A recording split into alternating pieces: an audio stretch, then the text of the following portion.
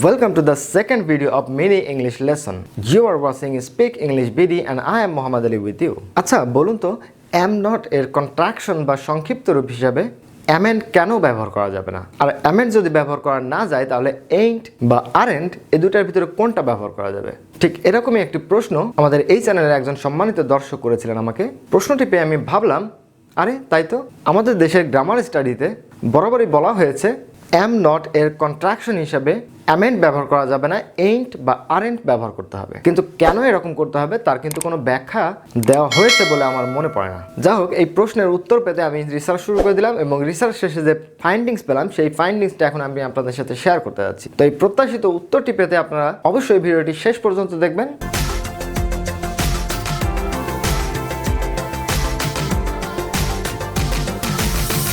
এখন আসুন আলোচনা শুরু করা যাক। am not এর কন্ট্রাকশন হিসাবে amn't এর ব্যবহার লক্ষ্য করা যায় 1618 সালে। পরবর্তীতে ভাষাকে সহজ করে ব্যবহারের স্বার্থে এবং কালের বিবর্তনে বিভিন্ন দেশে and এবং পরবর্তীতে ain't এর ব্যবহার পরিলক্ষিত হয়।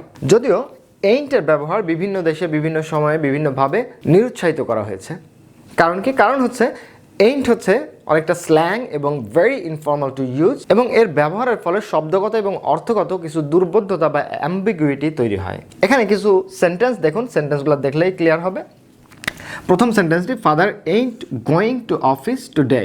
এখানে ain't এর পূর্ণরূপ কি? ইয়েস, সেটা হচ্ছে ফাদার ইজ নট গোয়িং। এরপরে I ain't got your email. আমি তোমার ইমেল পাই নাই। এটার পূর্ণরূপ কি? পূর্ণরূপ হচ্ছে I have not got your email। আবার I ain't studying today। এখানে ain't এর পূর্ণরূপ কি হবে? ain't এর পূর্ণরূপ হবে am not। আবার she ain't given me the message। এখানে ain't এর পূর্ণরূপ কি?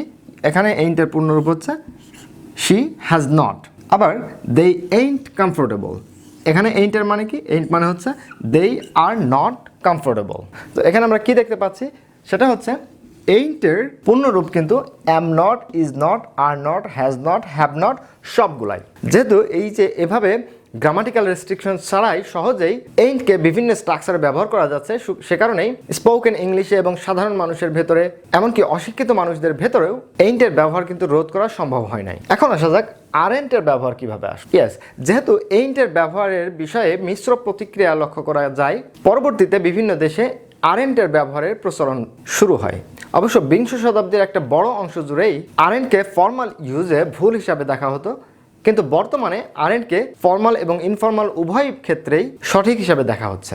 এতে গেল বিভিন্ন দেশে বিভিন্ন সময়ে am not এর কন্ট্রাকশনের হিসাব। তবে আমাদের দেশে কিন্তু am not এর কন্ট্রাকশন হিসাবে ain't বা aren't এগুলোর ব্যবহার কিন্তু আমরা শুধুমাত্র ট্যাগ কোশ্চেনের বেলায় এটার সাথে পরিচিত, অন্যান্য ক্ষেত্রে ততটা আমাদের সাথে পরিচিত না এই বিষয়টা। তো যাই হোক, আজকের আলোচনার সারমর্ম কি? সারমর্ম হচ্ছে am not এর কন্ট্রাকশন হিসাবে amn't ব্যবহার করা হয় না। কি কারণে? কারণ হচ্ছে উচ্চারণের অসুবিধার কারণ। অন্যদিকে ain't হচ্ছে পুরোপুরি ইনফর্মাল একটা ব্যবহার, যেখানে aren't হচ্ছে ফর্মাল এবং ইনফর্মাল উভয় ক্ষেত্রেই ব্যবহারযোগ্য। তো আশা করি এই যে ছোট্ট ভিডিওটিতে ain't, amn't বা aren't এর বিষয়ে সমস্ত কনফিউশন দূর করতে পেরেছি। তো ভিডিওটি আপনাদের কেমন লেগেছে তা জানাতে অবশ্যই ভুলবেন না। আর ভিডিওটি যদি আপনার ভালো লেগে থাকে তাহলে অবশ্যই ছোট্ট করে একটা শেয়ার দিয়ে দিবেন, যাতে অন্যরা এই ভিডিওটি থেকে কিছু শিখতে পারে। আর হ্যাঁ, আপনি যদি এখন আমাদের চ্যানেলটি সাবস্ক্রাইব না করে থাকেন তাহলে অবশ্যই নিচে লাল রঙের সাবস্ক্রাইব বাটনটি প্রেস করুন এবং পাশে থাকা ঘন্টাটি বাজিয়ে দিন, যাতে করে আমাদের পরবর্তী কোনো ভিডিও আপনি মিস না করেন।